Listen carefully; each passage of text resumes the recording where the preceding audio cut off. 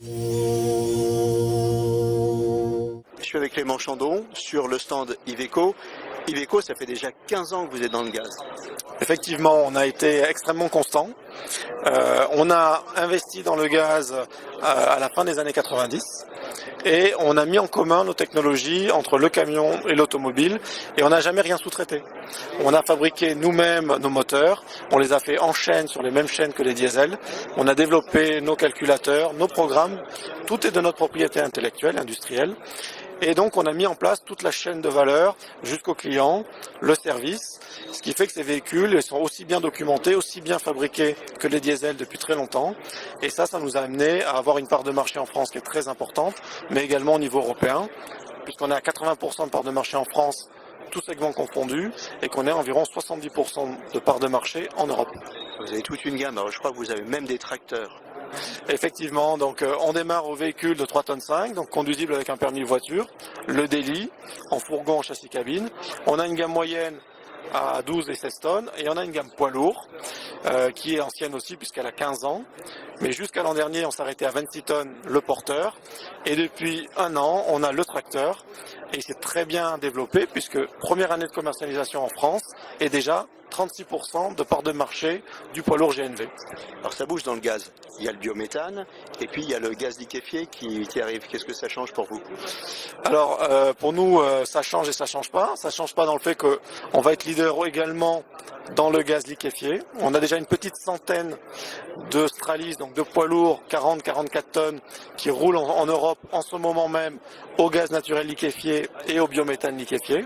Ce que ça amène, c'est de l'autonomie en plus.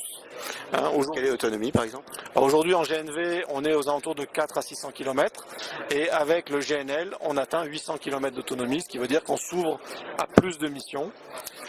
Et le biométhane, ça va être un relais de croissance fantastique puisqu'on va pouvoir rouler, et on roule déjà, c'est le cas aujourd'hui notamment à Forbach pour le CIDEM, c'est le cas à Lille pour Carrefour, on roule avec nos déchets et ça va être un relais de croissance merveilleux pour le GNV puisque ce sont les mêmes véhicules. La grosse différence, c'est que dans un cycle de carbone atmosphérique capté par les plantes, consommé et rendu à l'atmosphère, et donc on est neutre en carbone.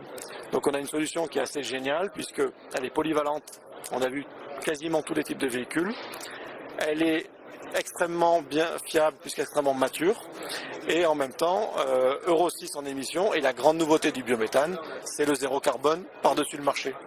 Donc en France, on peut faire du zéro carbone, avec une grande polyvalence jusqu'à 700 km d'autonomie et sans les problèmes notamment de l'électricité, de ressources nucléaires.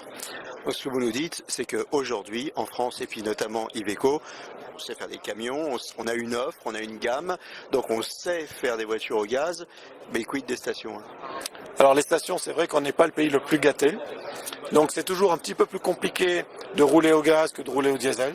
C'est vrai que ça nécessite un effort, ça nécessite un peu de temps, parce qu'une station, c'est un an, de la commande au premier plein, mais les solutions existent.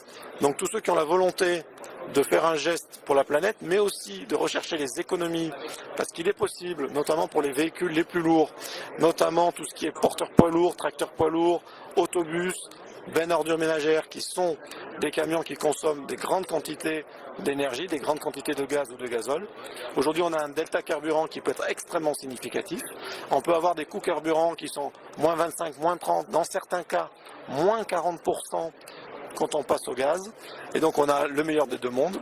On a à la fois l'environnement et une solution qui est au global moins coûteuse que la solution, enfin qui peut être dans certains cas moins coûteuse que la solution diesel. Donc aujourd'hui la filière GNV elle est prête à décoller et en plus elle est génératrice d'emplois.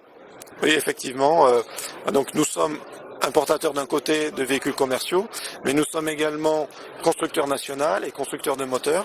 Donc ce moteur est fabriqué en Saône-et-Loire dans l'usine Iveco, une usine qui est dans le groupe depuis plus de 100 ans, qui est une des plus grosses usines en Europe pour la production de moteurs poids lourds. Et cette usine fait du diesel et du gaz, mais elle a le point commun, c'est qu'elle exporte 97% de sa production. Et quant à nos autobus, ils sont à la fois conçus, testés, et produits en France et qu'on les exporte dans l'ensemble des pays européens.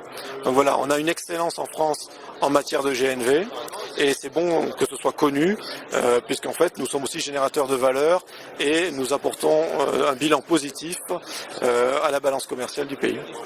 Donc chez Iveco, on y croit.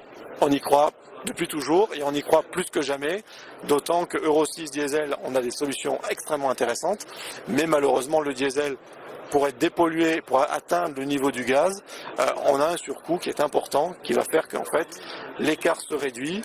Par contre, donc l'écart en prix d'achat se réduit, mais l'écart en prix carburant augmente.